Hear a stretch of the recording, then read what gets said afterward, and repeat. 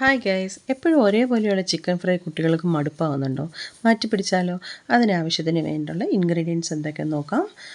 ഒരു മിക്സിയുടെ ജാറിലോട്ട് 4-5 വറ്റൽമുളക് എടുക്കുക. അതിലോട്ട് ഹാഫ് സബോള എടുക്കുക. ഉള്ളി ചേർത്താലും മതി. ഇഞ്ചി വെളുത്തുള്ളി തൊലി കളയേണ്ട ആവശ്യമില്ല. അതിലോട്ട് 1 സ്പൂണോളം പെരിഞ്ജീരകവും 1 സ്പൂണോളം പെപ്പർ പൗഡറും 1 സ്പൂണോളം കാശ്മീരി റെഡ് ചില്ലി പൗഡറും കൂടെ ചേർക്കുന്നുണ്ട്. അതിലോട്ട് ഒരു തണ്ട് കറിവേപ്പിലയും ഒരു കൈ മല്ലിയിലയും കൂടെ ചേർത്ത് ക്രഷ് ചെയ്ത് മാറ്റി വെച്ചാൽ മതി.